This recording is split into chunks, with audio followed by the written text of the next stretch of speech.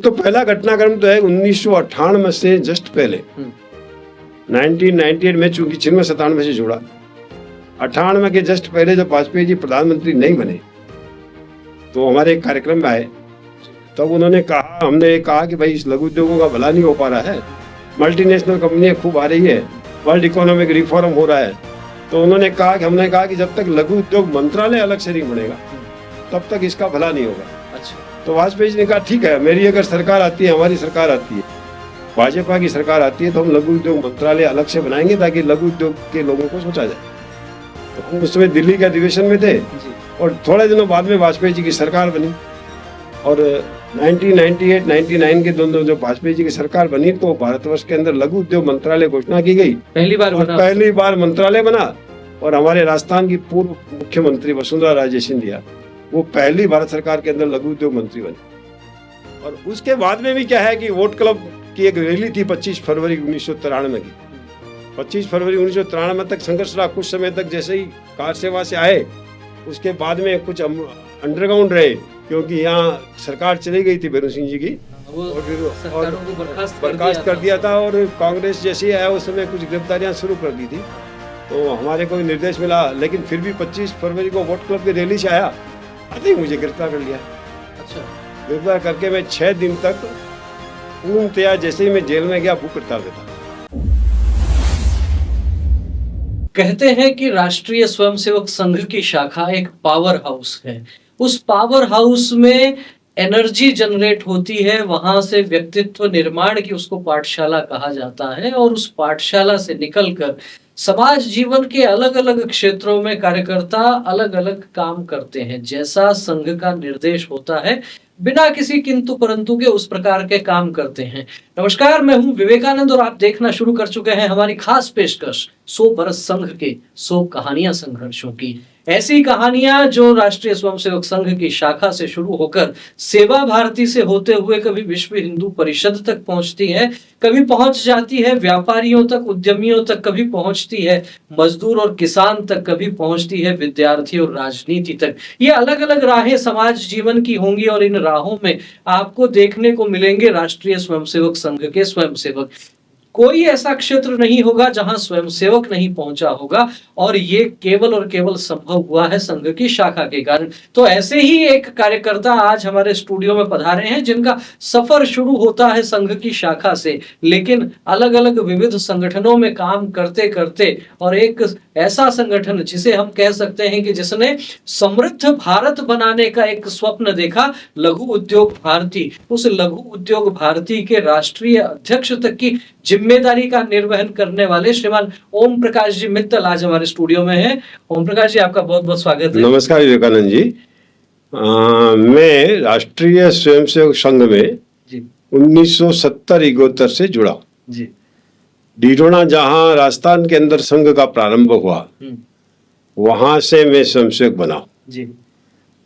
और डीडोना के अंदर 1970-71 में मैं 10वीं क्लास में जब पढ़ता था, माननीय नंदलाल जी जोशी से मेरा संपर्क आया। उस समय वो जिला प्रचारक के नाते वहाँ डीडोना के अंदर थे। नंदलाल जी वही जिनको आजकल बाबा जी कहा जाता है। बाबा जी, बस वही श्री गुरु जी जैसा स्वरूप है, श्री गुरु जी जैसा स्वरूप है उनका जी। और नंदलाल जी जो है वो मेरे प्रेरक रहे हैं और प्रेरणादायी रहे हैं। मैं उनके सानिध्य के अंदर संघ की शाखा से जुड़ा और कम से कम उसी समय 73 तक मैं डीडोना के अंदर संघ शाखा में गया।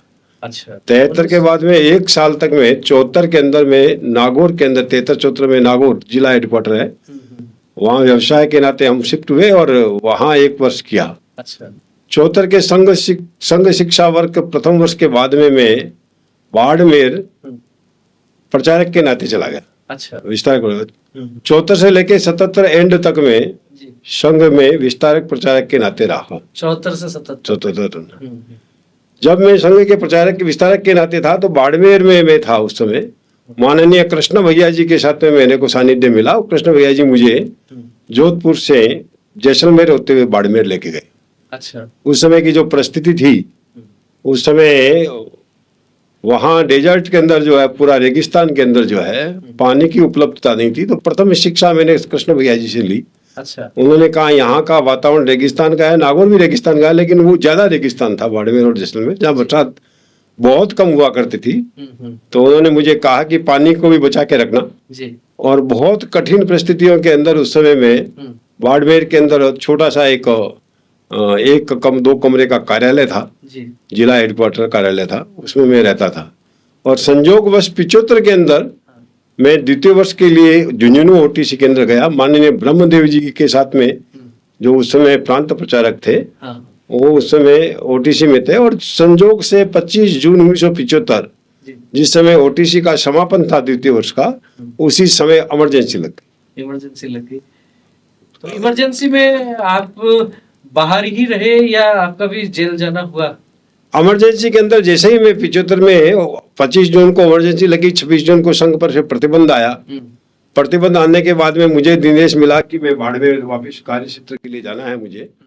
तो बाड़मेर जब मैं पहुंचा तो देखा कि उस समय तक सारे संघ के जो प्रमुख कार्यकर्ता थे, उसमें गोविंद जी खत्री, पुखराज जी गुप्ता, चतुमल जी, सब लोग जो है उस समय, लगभग करण सिंह जी उस समय जिला प्रचारक थे हमारे। अच्छा। वो सब जेल में गिरफ्तार हो चुके थे। जैसे ही इमरजेंसी लगी और संघ प्रतिबंध लगा, वो सब जेल में जा चुके। तो मेरे ऊपर उसको अंडरग्राउंड एक्टिविटी का चलाने का बहुत बड़ा कार्यभार मेरे ऊपर आ गया। तो हम लोग उसके बाद में भूमिगत एक्टिविटी को हम चलाते रहे। साइक्लो स्टाइल से पेपर निकालते थे, हाँ, पर्चे बांटते थे, इमरजेंसी के अंदर घरों के अंदर सप्लाई करते थे। मेरे साथ में रतनलाल अग्रवाल जो है, एक काका नाम से जानते हैं, वो आजकल जोधपुर है। एक वासुदेव जी प्रजापति जो विद्या भारती में काफी बड़े पद तक काम करके, वो भी आजकल जोधपुर है। तो दोनों और मैं, तीनों मिलकर के विशेष रूप से इस भूमिगत कार्य को चला रहे थे। और भूमिगत कार्य चलाते वक्त बड़ी कठिनाई थी। सीआईडी इंस्पेक्टर से बच के चलना पड़ता था। बिल्कुल। और समाज के साथ में भी वो पेम्पलेट देना था, तो सुबह सुबह जल्दी भोरे जल्दी जो है 4-5 बजे ही हम लोग ये पेम्पलेट अंदर घरों में डालने के लिए लोगों को, बच्चों को लेकर के डलवा देते थे। और फिर दिन भर के अंदर इधर उधर रहना होता था। पर हमारी सूचना का तंत्र उस समय कोई टेलीफोन या कोई साधन तो था नहीं थे। हाँ। संघ के कार्यकर्ताओं के थ्रू अंडरग्राउंड सूचनाएं आती थी। कोई न कोई कार्यकर्ता मैसेज को लेके आता था। उस समय ये संघ के प्रदेश के लोग भी, माननीय कृष्ण भैया जी, माननीय सोमन सिंह जी और अन्य अनेक प्रचारक, क्षेत्र संचालक, प्रांत संचालक, उसमें क्षेत्र नहीं था, प्रांत था, प्रदेश ही था, पूरा एक प्रदेश था। प्रदेश संचालक राधाकृष्ण रस्तोगी, ये सब गिरफ्तार हो चुके थे। तो उस समय लेकिन माननीय लक्ष्मण सिंह जी शेखावत तो भूमिगत थे, वो गिरफ्तार, अंत तक गिरफ्तार नहीं हुए थे। तो माननीय लक्ष्मण सिंह जी शेखावत पूरे राजस्थान प्रदेश का कार्यभार संभाले हुए थे। मेरे पास चूंकि बाड़मेर जिले का काम मैं देखता था, क्योंकि बाकी लोग गिरफ्तार हो गए, था पूरे जिले की जिम्मेदारी मेरे पास में भूमिगत कार्य करने के लिए बालोतरा, समदड़ी, सिवाना, चोटन, बाड़मेर, बायतू, ये सारे क्षेत्र के अंदर में जाकर के स्वयंसेवकों को प्रेरित करता, फिर अंडरग्राउंड से उनको तैयार करता, फिर आंदोलन, सत्याग्रह आंदोलन के लिए आगे बढ़ते हुए हम चलते थे। अच्छा, जानना ये चाहेंगे, ये तो बहुत लंबी यात्रा है और अलग अलग उसके जो पड़ाव हैं उन पर भी हम आएंगे। पहली बार संघ की शाखा में कैसे जाना हुआ, कुछ ध्यान आ रहा है वो संस्मरण, जब संघ की शाखा में पहली बार गए होंगे? क्या आयु क्या रही होगी उस समय? मेरी आयु उस समय 13.5 साल 14 साल की थी। मैं 10वीं में पढ़ता था, छोटी उम्र में 10वीं में आ गया था। हाँ। थोड़ा पढ़ाई में तेज था, इसलिए जल्दी 10वीं के अंदर मैंने पास किया था। और तो मैं करीबन 13.5 साल की उम्र में ही संघ की शाखा में गया। किशोर अवस्था में संघ में व्यक्ति निर्माण का जो आधार है, उस व्यक्ति निर्माण के निमित्त खेल कूद के माध्यम से शाखा में रहे। और चूंकि सानिध्य माननीय नंदलाल जी का मिला था, इसलिए वो तुरंत ही परिपक्वता उसमें आ गई। निश्चित रूप से जिन नंदलाल जी की बात यहाँ अभी हो रही है, उनको संघ के कार्यकर्ता बाबा जी के नाम से जानते हैं, और जो उनको जानते पहचानते हैं उन्हें पता भी होगा कि उनका स्वरूप जो है वो बढ़े हुए केश, बढ़ी हुई दाढ़ी, और संघ के जो दूसरे सरसंघ चालक हुए परम पूजनीय माधव सदाशिव गोलवलकर श्री गुरु जी, उनकी सी छवि उनमें दिखती है। और अध्ययन में उन्होंने भी इंजीनियरिंग की है, लेकिन खास बात यह है कि संघ के बहुत से गीत उन्होंने लिखे हैं और गीत ही नहीं अपितु बाबा जी के लिए कहा जाता है कि संगीत में भी बहुत निपुण है। जहाँ बैठते हैं वहाँ भजन संध्या प्रारंभ हो जाती है।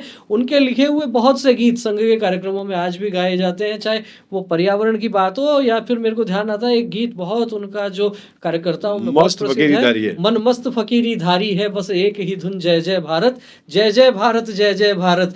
और इस गीत के माध्यम से भी प्रचारकों को और गृहस्थी कार्यकर्ताओं को जिस तरीके का संदेश मिलता है अपने आप में बहुत अनूठा है। और खुद गीत लिखते हैं और खुद फिर उसका संगीत भी तैयार करते हैं, कैसे ऊंचे सुर तक वो लेके जाते हैं, बहुत अद्भुत मामला है। तो आपका तो खैर आपकी जो संघ में जो आगे बढ़े आप नंदलाल जी की प्रेरणा से निश्चित रूप से बहुत कुछ प्रभाव उनका भी रहा होगा जीवन में। संघ शिक्षा वर्ग जो है शिक्षण आपका कब कब किस प्रकार से हुआ? मेरा संघ शिक्षण वर्ग 74 में प्रथम वर्ष हुआ, 75 में द्वितीय वर्ष हुआ। अच्छा। उसके बाद में विस्तारक प्रचारक बन गया और इमरजेंसी के अंदर अंडरग्राउंड रहना हुआ। तो 75 में जो द्वितीय वर्ष हुआ वो इमरजेंसी के ठीक पहले हुआ। और मैंने जैसे कहा कि 75 में इमरजेंसी 25 जून को लगी, वो लास्ट दिन था वर्ग का, और उसी दिन इमरजेंसी लगी तो हम लोग छूट के सीधा बाड़मेर गए। पहुंचने के अंदर सब लोग कार्यकर्ता गिरफ्तार हो गए थे इमरजेंसी में। आपने जो नंदलाल जी का जिक्र किया जी, आपने जो उनका बताया कि परम पूज्य श्री गुरु जी का उनका चेहरा दिखता है, तो एक बहुत छोटी सी घटना में इसमें विश्लेषण रूप से करूंगा। मेरा प्रथम पुत्र अर्पित, जिनको काफी लोग अभी जानते हैं, महानगर सीए शाखा प्रमुख है, चार्टर्ड अकाउंटेंट की शाखा लगाता है और वो इसने भी द्वितीय वर्ष किया है। वो जब छोटी अवस्था में था, 3-1 साल की अवस्था होगी, तो नागौर मेरे घर के ऊपर नंदलाल जी भोजन करने के लिए आए हुए थे। परम पूज्य श्री गुरु जी और डॉक्टर साहब का चित्र लगा हुआ था।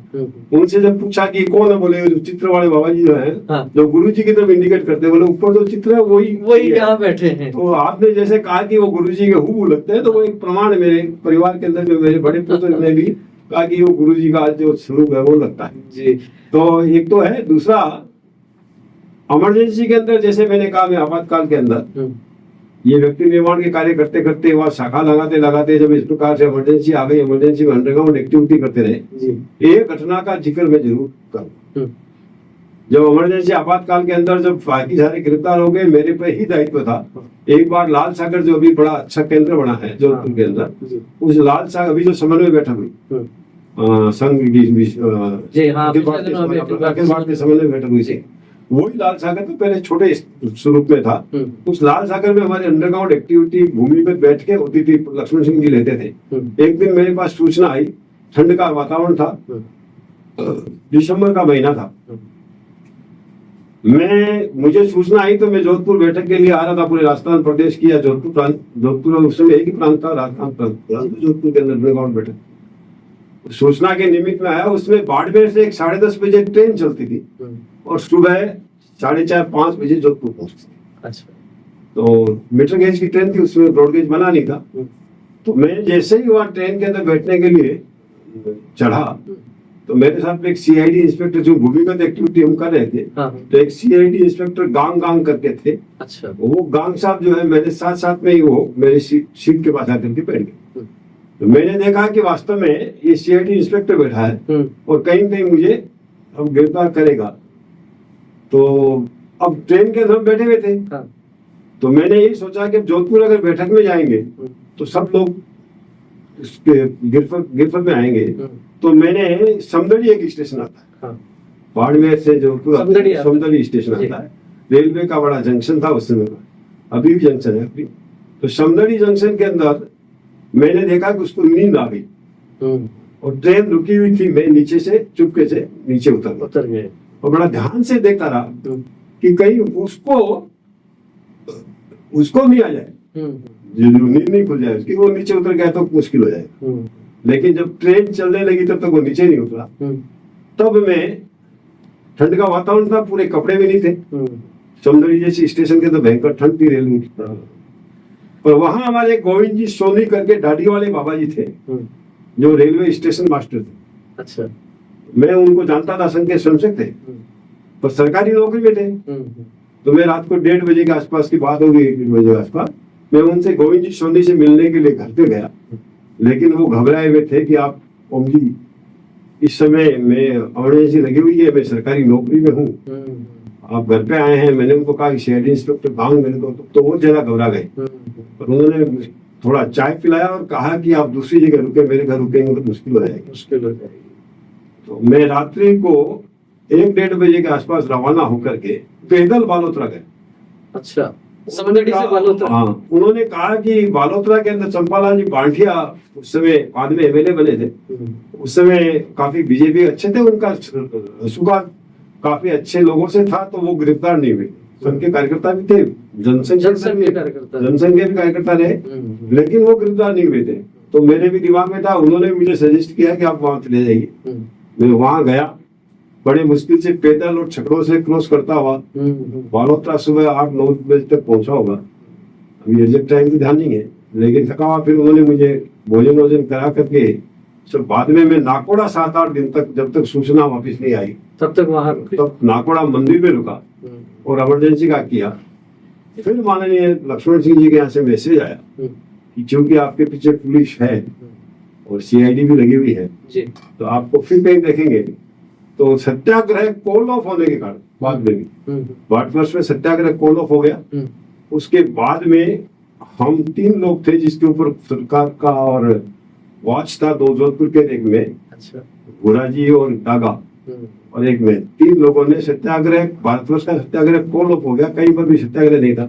उसके बाद में हमने अपने आप को सरेंडर करके पुलिस के हवाले किया और फिर मैं करीबन 8-9 महीने जेल में रहा। इस संस्मरण से समझा जा सकता है कि जब आपातकाल था और संविधान और लोकतंत्र को बचाने की जो बात थी, उस समय किस तरह से संघ के कार्यकर्ताओं ने अपना जीवन दांव पर लगाया, अपना करियर दांव पर लगाया, और कैसी कड़कड़ाती ठंड में आप कल्पना करके देखिए, रात को 1 बजे 1:30 बजे से कोई व्यक्ति चलता है समदड़ी से और बालोतरा तक वो पहुंचते हैं। निश्चित रूप से बड़ा संघर्ष जो है, और इन्हीं संघर्ष की कहानियों को हम इस श्रृंखला 100 बरस संघ के 100 कहानियां संघर्षों के माध्यम से आपके समक्ष लाने का प्रयास कर रहे हैं। 8-9 महीने जेल में रहना हुआ। कहाँ रहे जेल में? जोधपुर जेल में रहा था। अच्छा, और कौन कौन प्रमुख लोग थे वहाँ उस समय? माननीय कृष्ण मैया जी भी हमारे साथ में थे। माननीय राधा कृष्ण रस्तोगी उससे प्रांत संघचालक थे, हाईकोर्ट के टॉप एडवोकेट थे जी। गिरिराज किशोर जी शर्मा जो बाद में विष्णु परिषद के राष्ट्रीय महामंत्री बने, बीच में बीजेपी के राजस्थान प्रदेश के संगठन मंत्री भी बने थे शुरू में जी। जनसंघ था उसमें। जैसे ही उसमें गिरिराज किशोर जी वो एकदम श्वेत दाढ़ी और वो बिल्कुल भीष्म पितामह जैसे दिखते थे वो थे।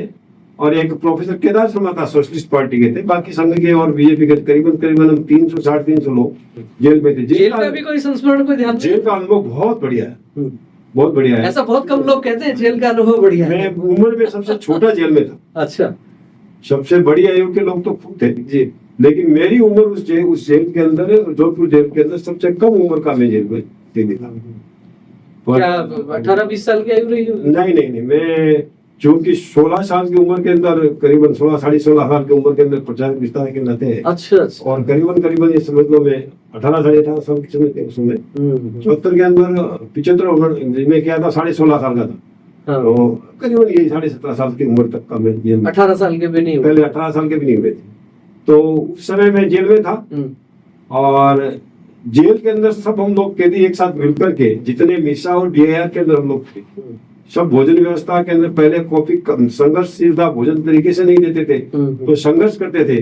कईयों को मारपीट भी पड़ा था, पुलिस ने मारा भी था, ऐसे कई उदाहरण है। लेकिन जेल के अंदर बाद में हमने सब शाखा का जेल में लगाते थे, सब शाखा प्रार्थना अच्छा करते थे। और फिर बाद में हमने मिसा और डीआईआर से पैसा लेकर के जेल से, फिर बाहर से जिसका संपर्क आने वाले लोग भोजन व्यवस्था को लेके आ जाते थे, घर से कोई फ्रूट्स लेके आ जाते थे। लेकिन माननीय कृष्ण भैया जी का निर्देश था, कोई भी अकेला नहीं खाएगा, जो भी आएगा सब मिल बांट के खाएंगे। तो घरों से जितना आता था वो प्लस जेल का जो राशन होता था जी। तो चूंकि मैं मेस के अंदर, भूला जी वो थाना सिंह वाले और मैं 2 मेस के इंचार्ज बना दिए थे। अच्छा। तो हम खुद ही रोटी बनाना, दूध देना, ये सारा सप्लाई करता था। और उस समय के अंदर मुझे 4 आदमियों का बड़ा सानिध्य मिला था। उसमें माननीय कृष्ण भैया जी, माननीय राधा कृष्ण रस्तोगी चाचा जी, और गिरिराज किशोर जी शर्मा और हरिशंकर जी बावड़ा। अच्छा। में 4 लोगों के साथ में, मुझे चारों बुजुर्ग थे। तो मैं कम से कम लास्ट में सबसे बड़े उम्र के, तो उनको मैं रात को दूध देकर के थोड़ा बहुत 8-9 महीने आप जेल में रहे। और उसके बाद में जब इमरजेंसी समाप्त हो गई तो उसके बाद कितने समय तक लगभग रहे प्रचारक फिर आप? मैं उसके बाद में करीबन करीबन 6 महीने 7 महीने हो रहा। वहाँ बाड़मेर में ही रहना हुआ? बाड़मेर और नागौर दोनों। उस समय फिर क्योंकि इमरजेंसी हटी नहीं थी, तो फिर परिवार मेरा नागौर में रहता है। अच्छा। नागौर का मूल तंडाव मेरा गांव है, तो वहाँ का रहने वाला, इसलिए बीच में तक पिताजी अस्वस्थ हो गए, पिताजी का स्वर्गवास भी हो गया उसमें।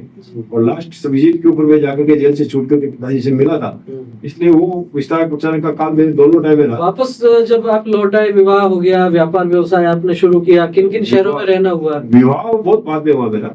मैं जैसे ही जेल से छूट के आया कुछ 6-7 महीने के बाद में और प्रचार था। फिर उसके बाद में मैंने सोचा, मैं उस समय बीकॉम था, फिर मैंने सीए ज्वाइन करने के लिए मुंबई गया। अच्छा। तो मैं मेरा कार्यकाल में 78 से 82 तक मैं मुंबई रहा। मुंबई रहे 78 से 82 तक। और मुंबई के अंदर में एक अंधेरी पश्चिम नगर है जिसके अंदर जू भी आता है, और उसके अंदर में जो अंधेरी पश्चिम नगर का नगर कार्यवाह के नाते दायित्व निभाया। अच्छा। और वहाँ सीए भी किया, और उस समय भी मेरा काफी अच्छा कार्यकाल रहा। माननीय नरेंद्र भाई मोदी जो इसमें प्रधानमंत्री जी, वो उस समय एक डॉक्टर रमेश मेहता करके जू चौपाटी के ऊपर रहते थे। बाला साहेब देवरस स्वास्थ्य लाभ के लिए 7 दिन वहाँ आए। अच्छा। तो मुझे वो 7 दिन तक बाला साहेब देवरस के साथ रहने का भी सानिध्य मिला। अच्छा। उस समय सरसंघचालक थे? उस समय वो सरसंघचालक थे, और सरसंघचालक के नाते गुरुजी का स्वर्गवास 73 केंद्र हो गया। सरसंघचालक थे, मेरे पास उस क्षेत्र के नगर कार्यवाह की दायित्व था, किशोर अवस्था थी। तो उनके साथ में रह करके रमेश जी मेहता के घर पे रहे। आज भी रमेश जी मेहता है, नरेंद्र भाई मोदी और उनका दोनों का अच्छा दोस्त है।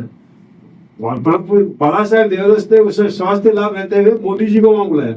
अच्छा। और मैं उस समय गया था, तो मेरे को उस समय हमारे इस समय के प्रधानमंत्री जो है उनसे भी उस समय मुलाकात और मिलना जुलना हुआ। आपने भी कहा रमेश मेहता जी का और प्रधानमंत्री श्रीमान मोदी जी का काफी अच्छा गहरा। ये आप जो बता रहे हैं रमेश जी मेहता और मोदी जी का तो मिलना जुलना और उनकी मित्रता है, आपका भी है? मेरा भी परिचय है। मित्रता तो चूंकि मैंने शहर नगर कार्यवाह के नाते 2 दायित्व निभाए, उसके नाते में उनके वो अच्छा व्यवसायी है, अच्छे इंडस्ट्रिस्ट भी है। वो विद्यानिधि स्कूल वहाँ जू पे चलती है, उससे पालक भी थे और संचालक थे। तो ये 4-5 वर्ष आपका मुंबई रहना हुआ, उसके बाद आगे जीवन कैसे क्या आगे निकला? आगे मैं उसके बाद में मैं नागौर आ गया, परिवार के अंदर आया, सीए हो गया, पर शादी हो गई। शादी होने के बाद में घर वालों ने कहा अकेला मुंबई कहाँ रहेगा। मैंने भी विचार बदला और मैंने एक इंडस्ट्री लगा ली। अच्छा।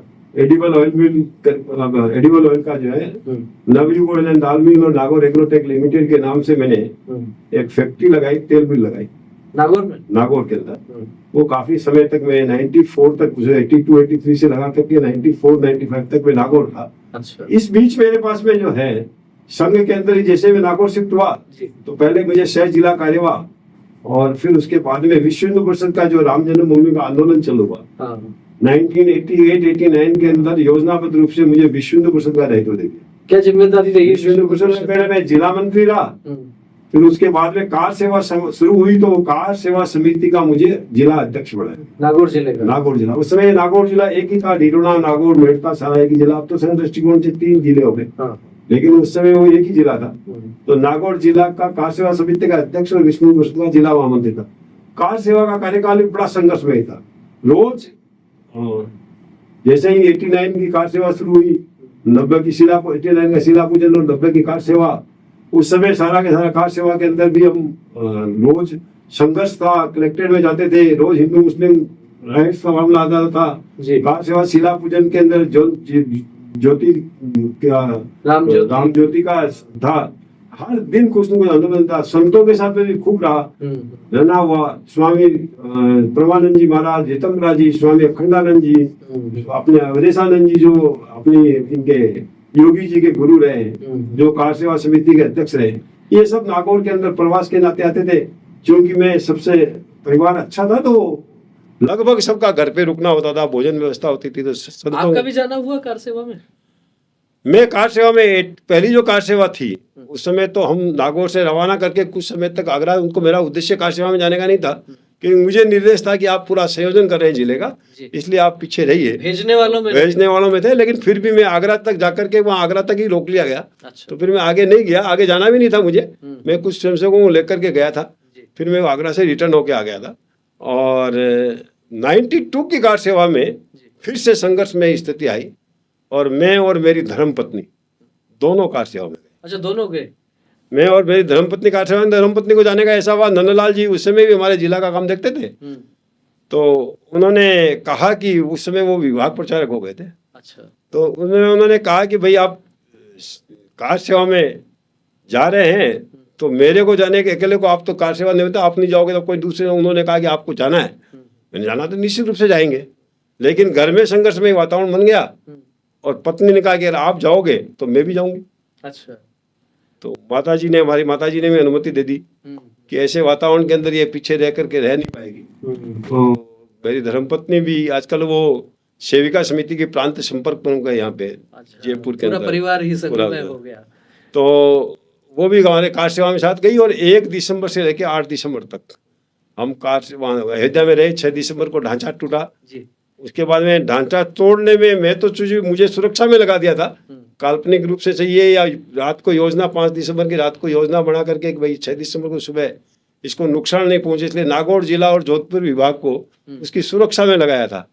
पर पत्नी वो लेनी थी तो, लेकिन वो फिर जैसे ही ढांचा टूटने लगा वो खुद, आज भी उसका फोटोग्राफ्स वगैरह को है उसके। अच्छा। तो वो दोनों उसमें लगे थे। मैं जरूर तोड़ने में नहीं था, बाद में जरूर हम लेके आए। अच्छा। और लास्ट में जब पूरा मंदिर बन गया उसके बाद में 8 दिसंबर को दोपहर को हम बॉर्डर एक्सप्रेस से वापस आए। और उसके बाद में भी क्या है कि वोट क्लब की एक रैली थी 25 फरवरी 1993 की। 25 फरवरी 1993 तक संघर्ष रहा। कुछ समय तक जैसे ही कार सेवा से आए उसके बाद में कुछ अंडरग्राउंड रहे, क्योंकि यहाँ सरकार चली गई थी भैरू सिंह जी की, और फिर सरकारों को बर्खास्त कर दिया था और कांग्रेस जैसे ही आया उस समय कुछ गिरफ्तारियां शुरू कर दी थी। तो हमारे को भी निर्देश मिला, लेकिन फिर भी 25 फरवरी को वोट क्लब की रैली से आया, आते ही मुझे गिरफ्तार कर लिया। अच्छा। गिरफ्तार करके मैं 6 दिन तक पूर्णतया, जैसे ही मैं जेल में गया, भूख हड़ताल पे था। अच्छा। पानी भी केवल पानी पे था। किस आरोप में गिरफ्तार किया गया? कुछ नहीं, केवल आप कार सेवा में गए थे और कुछ आरोप कुछ नहीं लगाया, ऐसे ही इधर दया। पत्नी फिर सत्याग्रह करके कम से कम 200-250 महिलाओं को लेकर के कलेक्टर के सामने धरना दिया। फिर 6 दिन तक रहने के बाद में मेरे को जरा हॉस्पिटलाइज कर दिया था। उसके बाद में जो है वो उन्होंने पत्नी के सत्याग्रह के बाद के कारण उन्होंने मुझे रिहा किया था। तो करीबन 6-7 दिन का फिर से एक नागौर, उस समय लेकिन नागौर जेल में थे, अंदर ज्यादा कुछ नहीं था। तो नागौर में फिर रहना हुआ, उसके बाद में जयपुर आ गए। नागौर से फिर वो 92 के बाद 94 तक में नागौर था। फिर बच्चों के एडमिशन को लेके, पढ़ाई को लेकर के मिसेज का वातावरण था कि जयपुर रहना, तो हम लोग 94-95 के अंदर जयपुर शिफ्ट हो गए। अच्छा। फिर यहाँ मैंने एक फैक्ट्री लिया, सनराइज रबर इंडस्ट्री लिमिटेड करके, फिर नागौर जयपुर शिफ्ट हो गया। फिर डिपो चलाया तेल का, अल्टीमेटली यही। तो ये जो आपकी यात्रा संघ की शाखा से जो शुरू हुई वो विश्व हिंदू परिषद से होते हुए फिर लघु उद्योग भारती तक पहुंची। लघु उद्योग भारती में कैसे? नहीं, विश्व हिंदू परिषद से निकलने के बाद में मुझे वहाँ, वैसे नागौर के अंदर 1-2 साल के लिए मुझे सेवा भारती का जिला अध्यक्ष भी बनाया। नागौर में ही। अच्छा। फिर वहाँ से मैं जब शिफ्ट हुआ तो यहाँ आते ही, शिफ्ट होते ही मुझे स्वदेशी जागरण मंच और लघु उद्योग भारती की चर्चा, लघु उद्योग भारती की चर्चा तो माननीय भैया जी और यहाँ जुगल किशोर जी और मूलचंद जी भाई साहब उस समय शायद प्रांत प्रचारक या विभाग प्रचारक थे। तो उन्होंने मुझे आते ही कहा कि आप या तो स्वदेशी जागरण मंच में लग जाइए कि स्वदेशी आंदोलन का मूवमेंट भी स्वदेशी अपनाओ। घर घर के अंदर पैम्पलेट देके के कौन सी स्वदेशी वस्तु कौन सी यूज करते हैं। तो इन सबको मैं विभाग के अंदर घूमते थे, जयपुर विभाग का। उन्होंने मुझे प्रांत कोषाध्यक्ष का दायित्व उस समय स्वदेशी जागरण मंच का दिया। अच्छा। जयपुर प्रांत का। और फिर लघु उद्योग भारती का भी साथ के अंदर पहले ऑफिशियली नहीं दिया था। फिर 96-97 के अंदर स्वदेशी वाला मामला पूरा हुआ। फिर माननीय कृष्ण भैया जी ने एक दिन कहा कि ओम जी राजस्थान के अंदर लघु उद्योग भारती को प्रारंभ करना। तो मैंने भैया जी से निवेदन किया था, लेकिन फिर भी उनका आग्रह था। उनका आग्रह मैंने कभी आज तक जीवन में टाला नहीं। उन जैसा प्रचारक तो सभी त्याग में होते हैं, लेकिन उनका जीवन तो बहुत संघर्ष में ही रहा। 1942-43 से लेकर जब वो प्रचारक निकले हैं, उसके बाद में लगातार एक टाइम भोजन किया। इसलिए भोजन करते थे, प्रचारकों को उस समय पूरा भोजन मिलता ही नहीं था। ठीक बात। और वो उसके समय तक, अंत तक, जब तक वो रहे, जब तक उन्होंने एक समय ही रात्रि को भोजन करते थे। उनका कहना मैंने कभी आज तक मेरे जीवन में टाला नहीं। तो उन्होंने मुझे दिया और मैंने उनसे कहा भी, मेरा भैया जी जयपुर में ज़्यादा परिचय नहीं है और प्रारंभ करना पड़ेगा तो जयपुर से करना पड़ेगा। हाँ। तो उन्होंने कहा नहीं नहीं नहीं, हमें तो समय देने वाला व्यक्ति चाहिए, योग्य व्यक्ति चाहिए। तो उन्होंने जैसा कहा हमने उसको लिया, और उसके बाद में कुछ 3-4-5 लोगों की टोली, एक हमारे नवल जी बगड़िया है, एक महेंद्र जी गुप्ता है, मोहन जी खोज है, बुद्धकरण परशुरामपुरिया जी है, ऐसे 4-5 व्यक्तियों को लेकर के हमने ये लघु उद्योग भारती प्रारंभ की। तो धीरे धीरे ये लघु उद्योग भारती जो है उसका राजस्थान में इस प्रकार से लघु उद्योग भारती राजस्थान में बाद में हमने कोटा है, भीलवाड़ा है, देश भरतपुर में है। पहली स्थापना कब हुई लघु उद्योग भारती की स्थापना 94 में ही हुई है। 25 अप्रैल 1994 में लघु उद्योग भारती की स्थापना रही है। और स्थापना के समय से ही, चूंकि मैं स्वदेशी से जुड़ा हुआ था, तो मेरे से भैया जी ने चर्चा तो उस समय ही कर दी थी, आपको लघु उद्योग भारती में या स्वदेशी जागरण मंच में लगाना है। बीच बीच में जो लघु उद्योग भारती के नाते कोई विश्वामित्र जी बहल आए तो एक बात उनसे परिचय हुआ, लेकिन ऑफिशियली मुझे काम 1997 के अंदर मार्च प्रतिनिधि सभा के बाद, 97 में प्रतिनिधि सभा के बाद में मुझे ये काम दिया। तो जब वो काम मिला, वो काम करते करते फिर आप राष्ट्रीय अध्यक्ष तक की आपको जिम्मेदारी? मैं वो तो बड़ा लंबा काल हो गया। 96-97 के अंदर देने के बाद में हमने सबसे पहले जयपुर के अंदर स्थापना की, एक कार्यक्रम किया। प्रथम कार्यक्रम हमारा विश्वकर्मा इंडस्ट्रियल एसोसिएशन हॉल में हुआ। अच्छा। जिसमें महेंद्र जी गुप्ता को जयपुर प्रांत का अध्यक्ष बनाया था, और बुद्धकरण परशुरामपुरिया कोषाध्यक्ष थे, मोहन जी खोज को साथ में लगाया था, और माननीय भैया जी और कृष्ण भैया जी और हरिशंकर जी बाबड़ा उस समय डिप्टी सीएम और फाइनेंस मिनिस्टर, इंडस्ट्री मिनिस्टर थे जी। उनके हाथों से हमने शुभारंभ या विश्वकर्मा इंडस्ट्रियल एसोसिएशन हॉल में किया। फिर धीरे धीरे जब तक 2005-06 तक जो है हम, मेरे पास में 2001 तक तो प्रदेश संयोजक का दायित्व रहा। 2001 से 3 तक मैं राष्ट्रीय उपाध्यक्ष बन गया, और राष्ट्रीय उपाध्यक्ष बना के राजस्थान का प्रभारी के नाते दायित्व था। तो उस समय तक कोटा, भीलवाड़ा, उदयपुर, किशनगढ़, फिर आपके भरतपुर, अलवर, सब जगह जोधपुर, बालोतरा, पाली, बीकानेर, ऐसे काफी जगह इकाइयों का हमने काम प्रारंभ कर दिया, अलग अलग इकाई बन गई। स्वदेशी जागरण मंच का तो जो काम था एक प्रकार से जागरण का काम था, और बहुत से कार्यकर्ताओं को ये भी ध्यान में होगा कि उस दौर में जो जागरण पत्रिका राजस्थान से छपती थी पाथेगण, उसमें एक पृष्ठ पर पूरी सूची आती थी स्वदेशी वस्तुओं की, विदेशी वस्तुओं की, घर में जो नित्य प्रति हम काम में लेते हैं, टूथपेस्ट काम में लेते हैं, साबुन कैसा काम में लेते हैं, उनकी पूरी एक सूची आया करती थी। तो वो तो काम एक प्रकार से जागरण का समझ में आता है। लघु उद्योग भारती का किस प्रकार का काम रहता था? नहीं, स्वदेशी जागरण मंच में जैसे कहा ना, जागरण के काम के साथ में उस समय स्वदेशी मेले भी लगे थे। तो मैंने 3 मेलों में सह संयोजक का दायित्व निभाया है। अच्छा। उस समय मोहनलाल जी गुप्ता जो 3 बार एमएलए रहे यहाँ के, उनके वो संयोजक बनाए गए, मैं सह संयोजक बनाया गया था। क्या रहता था उन मेलों में? 1999, 2000, 2001-2 के समय के अंदर मैंने स्वदेशी मेले भी लगाए, काफी अच्छे लगे। उन मेलों में क्या? मेलों में ये है कि मार्केटिंग का जो है स्वदेशी वस्तु अपनाने करने के हिसाब से स्वदेशी मेले थे, तो उसमें काफी स्वदेशी वस्तुओं का उत्पादन करने वालों का एग्जीबिशन होता था। आपने स्वदेशी मेलों की बात की, आपके निर्देशन में स्वदेशी मेलों का आयोजन भी हुआ। एक दौर में ये चर्चा सामान्य समाज में होती थी कि संघ की तरफ से मानिए या स्वदेशी जागरण मंच की तरफ से मानिए कि एक मंत्र दे दिया गया, और वो मंत्र मुझे ध्यान में आता है कि वीर सावरकर ने सबसे पहले विदेशी वस्तुओं की होली जलाई, वहां से ये स्वदेशी का मंत्र चला। बाद में गांधी जी ने उस विषय को आगे बढ़ाया, अलग अलग महापुरुषों ने बढ़ाया। ये मंत्र तो उस समय से चला आ रहा था, लेकिन जो तंत्र की हम बात करते हैं कि आखिर उपयोग में तो लेना चाहिए, पर आपके पास विकल्प क्या है? तो बाबा रामदेव के, पतंजलि के प्रोडक्ट जब से आने लगे मार्केट में, तब से लोगों को लगने लगा कि हाँ, आपके पास हर एक चीज में बहुत सारे विकल्प हैं। क्या आप इस बात से सहमत हैं, या उसके पहले से भी बहुत सारे? नहीं, मैं इस बात से सहमत नहीं हूँ। बाबा रामदेव ने उसको प्रचार और प्रसार करके अपने आप को एस्टेब्लिश किया। स्वदेशी अपनाओ, स्वदेशी मूल के अंदर है। यह तो शुरू से महात्मा गांधी ने भी स्वदेशी का नारा दिया था, वीर सावरकर ने भी दिया था, बाबा बाल गंगाधर तिलक ने भी दिया था। बाल गंगाधर तिलक ने गणेश उत्सव जो महाराष्ट्र के अंदर मनाया जाता है, उसके माध्यम से देश के अंदर कैसे प्रचार किया जाता, उसको दिखाया था। हमने भी स्वदेशी अपनाओ, विदेशी भगाओ का नारा देते हुए है स्वदेशी मेले। और नहीं, लेकिन जब व्यक्ति सामान्य रूप से एक पेस्ट खरीदने के लिए जाता था, तो उसको जो 5 ऑप्शन दिखते थे, उनमें से 4 विदेशी ही दिखते थे, और जो 5वां स्वदेशी का होता था उसका नाम नहीं दिखता था कहीं।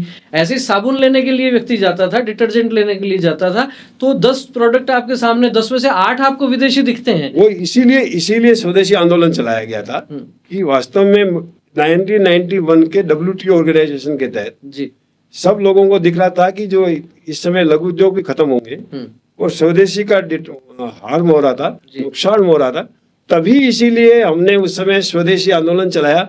उसी समय की परिकल्पना 1991 के अंदर है। जी। उसी परिकल्पना के तहत हमने लघु उद्योग भारती 1994 में प्रारंभ हुई, यही सोच करके कि WTO और वर्ल्ड इकोनॉमिक रिफॉर्म्स के कारण कहीं भारत के अंदर ग्रामीण सूक्ष्म कुटीर उद्योगों को नुकसान नहीं हो जाए। उस तंत्र को ध्यान में रखते हुए 25 अप्रैल 1994 के अंदर एक लघु उद्योग भारती की स्थापना हुई। जी। स्वदेशी उसी का मूल आधार था। अच्छा। और इसी प्रकार से एक बात और ध्यान में रखने की है, बाबा रामदेव के जो योग आसन चलते हैं, जी।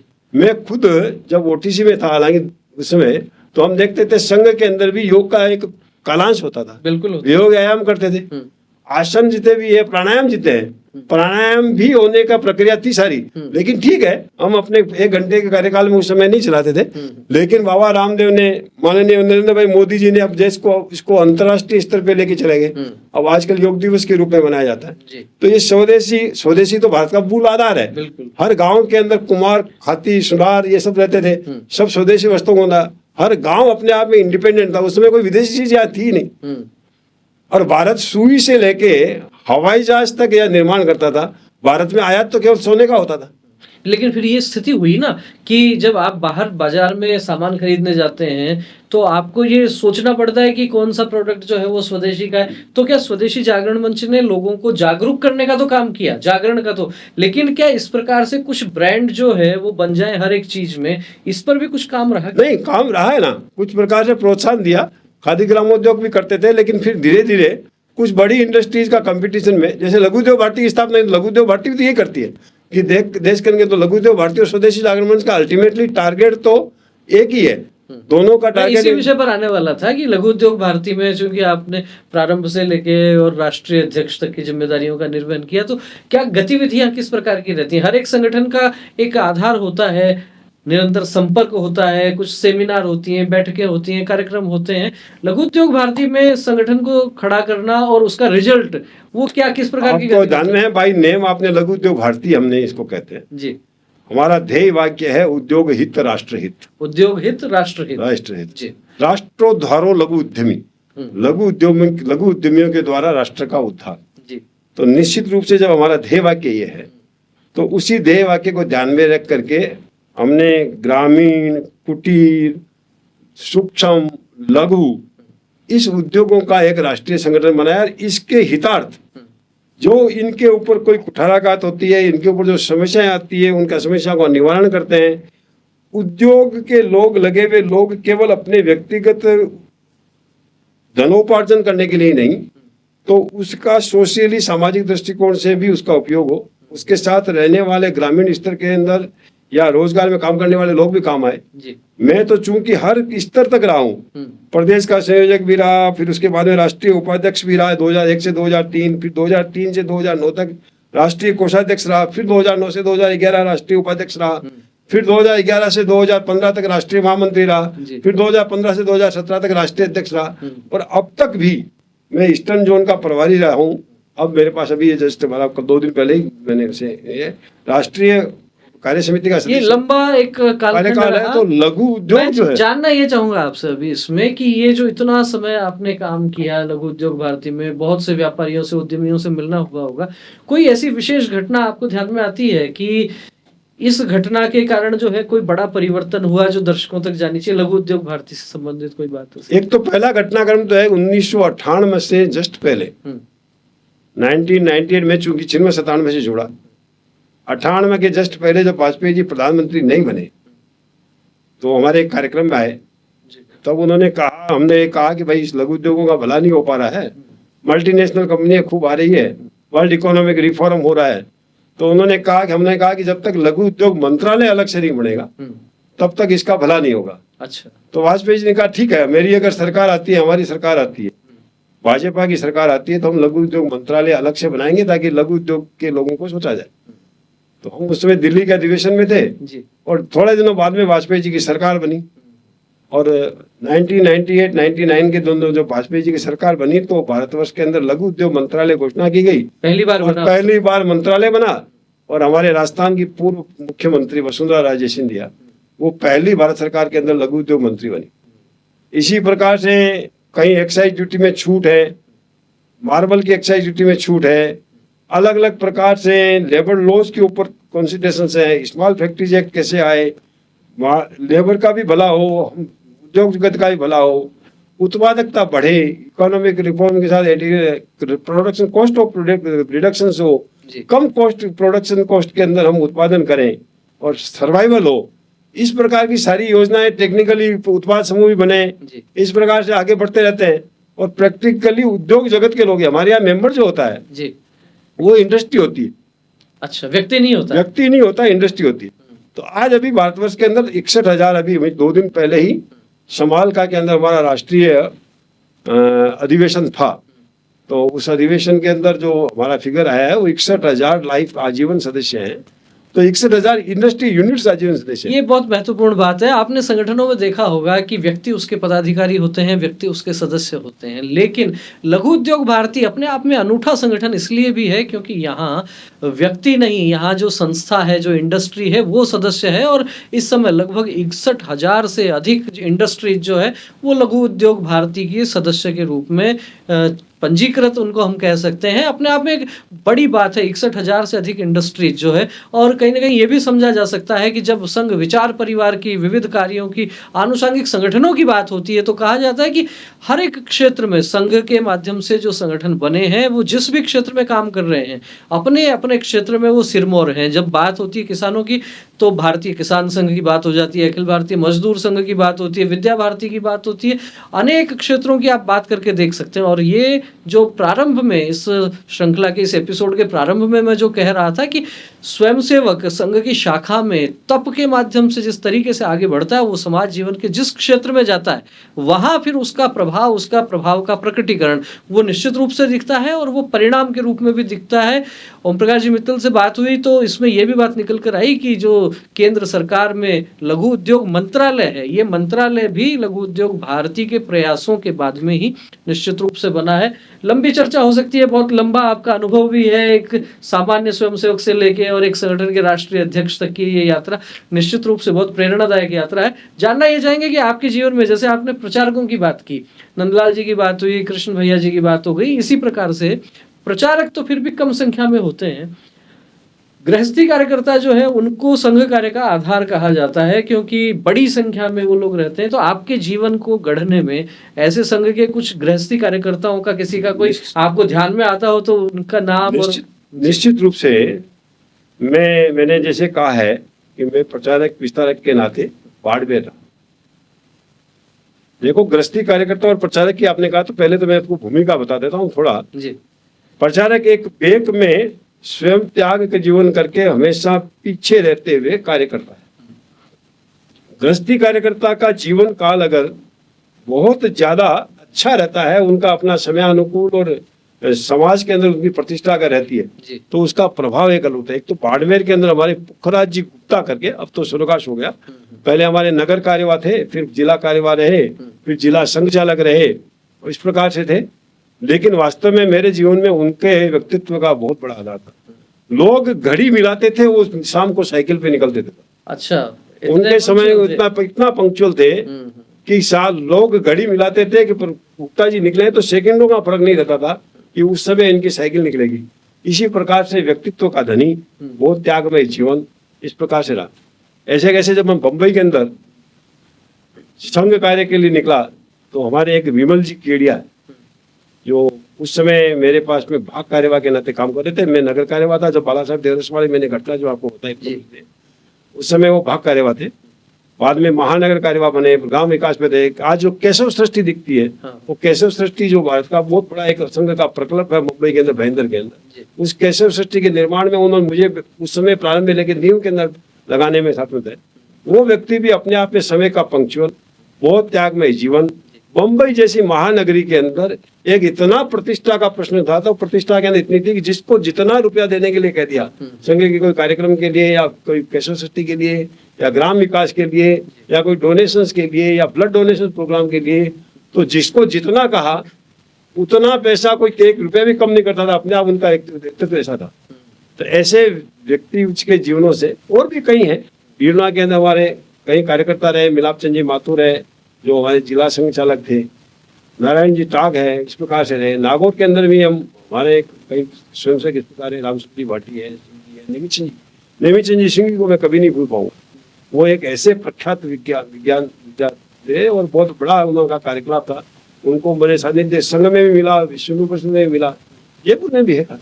लेकिन एक जीवन को गढ़ने के अंदर जो हमारा कार्यक्रम में मिला, तो वो मैं निश्चित रूप से याद करता हूँ। आपकी ये जो संघ की यात्रा है लगभग 54-55 वर्ष के आसपास की हो गई है। उस दौर का संघ जो आपने देखा था, आज का संघ आप देख रहे हैं, कैसे तुलना करते हैं? उस समय क्या कहें, उस समय के विस्तारक और प्रचारक को भोजन की उपलब्धता नहीं। मैं स्वयं जब बाड़मेर के अंदर गया हूँ, तो हम वेट करते रहते कि टिफिन लेके कोई आएगा या किस कार्यकर्ता के यहाँ भोजन करना है।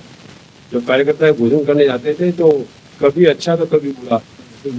नॉर्मल परिवार में गए तो ऐसा रुकी सुखी भी खाना था, तो कुछ अच्छे परिवार गए कई बार भोजन से दूर भी रह जाते, भोजन नहीं भी हो पाता।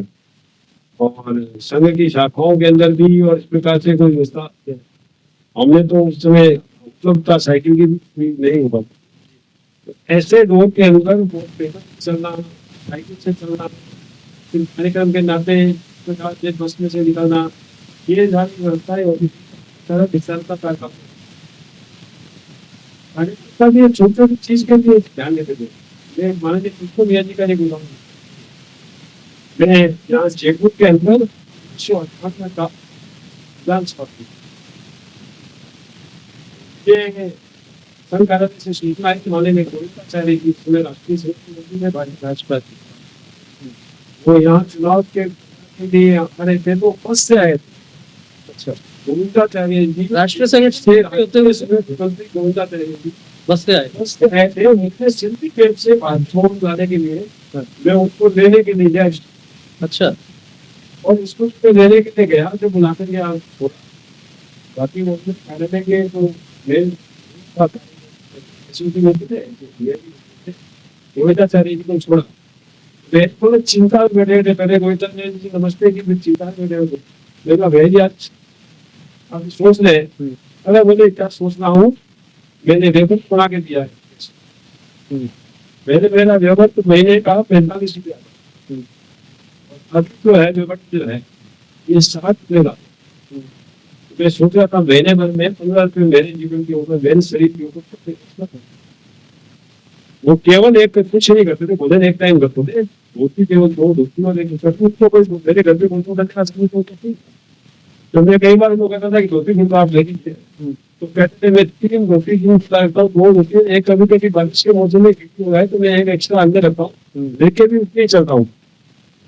मना कर देते थे, बोले मेरे पास अभी धोती फटी नहीं है, मेरे को इसकी आवश्यकता नहीं, तो धोती अपने हाथ से दे देते। तो जब आवश्यकता होगी तो मैं दे दूंगा, किसी प्रबंधन का नहीं देगा।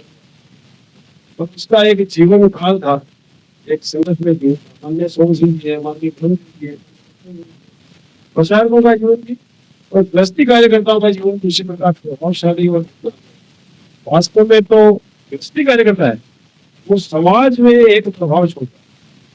उस समाज के प्रभाव से संघ के अंदर विभिन्न प्रकार के स्वयंसेवक शाखा में व्यक्ति निर्माण के लिए जुड़ता है। और प्रचारक इन गृहस्थी कार्यकर्ताओं को प्रोत्साहन करने के लिए उसके जीवन काल से गृहस्थी कार्यकर्ता आगे, तो प्रचारक और गृहस्थी कार्यकर्ताओं का सामंजस्य जी वो संघ को देखे करता है। प्रचारक कभी भी फ्रंट में नहीं आता, कभी फ्रंट में नहीं आता था। प्रचारक कभी भी राजनीति के क्षेत्र के अंदर भी या कोई अपने इसके कलेक्शन को किसी प्रकार का कोई निधि का कलेक्शन हो विष्णु प्रसिद्ध के लिए संघ के लिए, कोई संघ का डायरेक्ट कोई कलेक्शन पता नहीं है, प्रोफेशनल से काम चलता, लेकिन कोई न कोई प्रकल्प जैसे संस्कृति निधि है, सेवा भारती के लिए है, इस प्रकार के जब भी कभी कोई राम जन्मभूमि के लिए है, तो मोस्टली संघ के कार्यकर्ता फ्रंट में रहते थे, गृहस्थी कार्यकर्ता रहते थे। आपने अभी बात कही गोविंदाचार्य जी की, जब राष्ट्रीय संगठन महामंत्री थे भारतीय जनता पार्टी के 1998 के आसपास का आप संस्मरण बता रहे थे कि वो दिल्ली से जयपुर बस से आए, आप सिंधी कैंप उनको लेने के लिए गए, कोई उनका सचिव, कोई पीए, कोई सहयोगी इस तरह का? इस समय कोई नहीं था, वो खुद अकेले थे। मैं स्कूटर लेके गया, पीछे लेके गया, और वो भारतीय बहुत पहले थे। ये दर्शकों के लिए ये बहुत महत्वपूर्ण बात है। क्या आप आज के इस दौर में कल्पना कर सकते हैं भारतीय जनता पार्टी के अखिल भारतीय संगठन महामंत्री और वो बस से चलकर आ रहे हैं, एक साधारण सामान्य कार्यकर्ता एक टू व्हीलर एक स्कूटर लेकर जाते हैं, उस पर बैठते हैं और संघ कार्यालय पहुंचते हैं। आज अलग अलग प्रदेशों में जो संगठन महामंत्री हैं वे भी संघ के ही प्रचारक होंगे, अखिल भारतीय संगठन महामंत्री होंगे, प्रदेशों के संगठन महामंत्री होंगे। उनके जीवन की तुलना यदि गोविंदाचार्य जी से की जाए तो मुझे बहुत अधिक कुछ कहने की आवश्यकता नहीं है। आप स्वयं अनुमान लगा सकते हैं कि किस तरह से समय के साथ में परिवर्तन हो रहा है। कोई आलोचना का विषय नहीं है, लेकिन एक आत्ममंथन का विषय जरूर है। और मैं चाहूंगा कि दर्शकों की इस बात पर प्रतिक्रिया अवश्य आए कि ये जो समाज जीवन के हर एक क्षेत्र में जो परिवर्तन हो रहा है, राजनीति भी उसी का एक अंग है, उससे अलग नहीं है। इस तरह के आपके पास भी यदि कोई संस्मरण हो तो आप भी कमेंट में जरूर लिख सकते हैं। चलते चलते आपसे जो है, अब जो संघ से नई पीढ़ी जुड़ रही है उसको क्या संदेश देना चाहेंगे? संघ का शताब्दी वर्ष आ रहा है, तो उस शताब्दी वर्ष पर जो नई पीढ़ी, नए लोग टेक्नोलॉजी से भी आजकल तो जुड़ने लगे हैं, पहले तो शाखा और खेल से ही जुड़ते थे, तो अलग अलग आयाम जो खुल रहे हैं, क्या कहना चाहेंगे नए कार्यकर्ताओं को? निश्चित रूप से समय के अनुकूल समय का परिवर्तन है।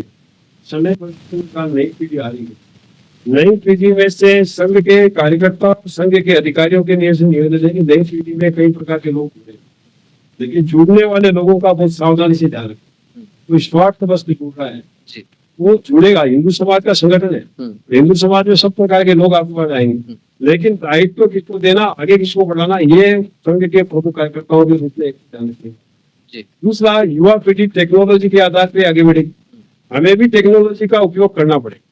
डिजिटल मामला आ रहा है या कहीं और आ रहा है तो उसका उपयोग भी करना पड़ेगा। ज्वाइन आने से शुरू हो गया तो उसमें भी आना पड़ेगा। लेकिन निश्चित रूप से बेसिक चीज को कभी नहीं, आधार को कभी नहीं भूलना चाहिए। आधार हमारा व्यक्ति निर्माण है। हम शाखा के अंदर शारीरिक, मानसिक और बौद्धिक तैयारी करते हैं। वो उस प्रकार से 1 घंटे की शाखा से कार्यकर्ता घटता है, तो धीरे धीरे कार्यकर्ता जब घट जाता है तो उसके बाद में उसको आगे बढ़ाना, ये एक बहुत बड़ी चीज अधिकारियों की और प्रचारकों के जो दायित्व में है उनके लिए है।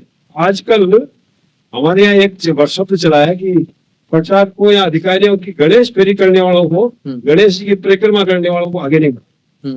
अगर गणेश की परिक्रमा करने वालों को आगे बढ़ाओगे या केवल कुछ अधिकारियों के दिन भर साथ में रह करके मीठी मीठी बातें करने वालों को आगे बढ़ाओगे तो जीवन हमेशा कहीं न कहीं जाकर के एक्सीडेंट होगा। और उस एक्सीडेंट का परिणाम जिस संगठन में हमें, चाहे वो आनुषंगिक संगठन है, चाहे वो संघ का संगठन है, कहीं न कहीं उसका परिणाम निश्चित रूप से आगे जाके होगा। तो उस एक्सीडेंट से बचने के लिए हमेशा हमें सावधानी पूर्वक काम करना चाहिए। ये हमेशा एक संदेश है। शताब्दी वर्ष के अंदर हम सब लोग जो है पंचप्राण के अंदर लगे हुए हैं। तो मैं ये इस आपके माध्यम से एक ध्यान देना चाहता हूँ। इस शताब्दी वर्ष के अंदर हम घर घर संपर्क करेंगे। माननीय परम पूज्य सतनाम जी का जो आह्वान है, संघ का जो आह्वान है, हर घर तक हमें पहुंचना है।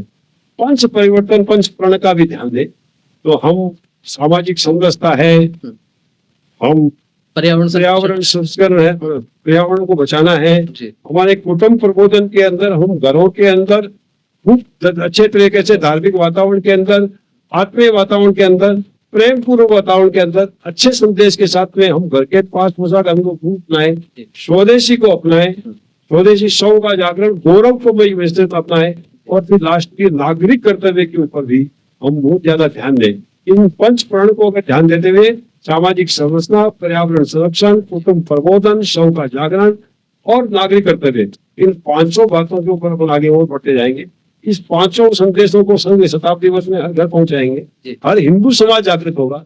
हिंदू का परिवार अगर इस प्रकार लगा और हर परिवार का सदस्य केवल खुद शाखा में नहीं, तो परिवार के जितने सदस्य वो सब शाखा में जाए। जैसे मुझे एक बात का बहुत बड़ा गौरव, मैं संघ से जुड़ा, बचपन से जुड़ा, अभी तक 54 साल के अंदर मेरे कभी भी दायित्व विहीन नहीं रहा। हमेशा जिम्मेदारी, हमेशा कुछ न कुछ जिम्मेदारी रही। पहले घटना एक से लगाकर जिम्मेदारी रही तो आगे जाके बढ़ते जिम्मेदारी रही। और इसी प्रकार से कोई विविध क्षेत्र में मेरा दायित्व रहा। मेरी धर्मपत्नी जो है प्रांत की सेविका समिति की सेवा, प्रांत संपर्क प्रमुख। एक बेटा महानगर के अंदर सीए शाखा मिलन का प्रमुख है। एक अविरल जो है वो भाग का संपर्क प्रमुख है। वेदांत अभी आजकल कानपुर रहने लग गया, लेकिन वो भी वहाँ सेवा भारती का जिला सचिव भी है, लघुदेव भारती का उपाध्यक्ष भी है, प्रांत की टीम में भी है, पूरा परिवार जो पूरा परिवार लगाया, बच्चे भी जो है, बच्चे भी तो इसमें मुझे परम पूज्य बाला साहेब देवरे से लगा करके सर संचालक मोहन जी भागवत के साथ में रहने का, घर पे रुकने का, करने का भी सानिध्य मिला है।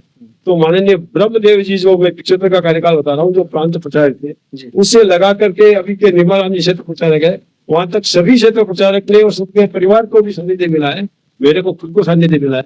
मैं ईश्वर का एक आशीर्वाद मानता हूँ मेरे और मेरे परिवार के ऊपर, इन सब प्रचारकों का आशीर्वाद मिलता है और सब दृष्टिकर्ताओं का एक अच्छा मुझे संपर्क मिला, इनके संदेश भी मिला, उसके कारण आज उस परिवार के अंदर अच्छा संस्कार परिवार, इसलिए इस दृष्टिकोण से मुझे अपने आप को गौरव है।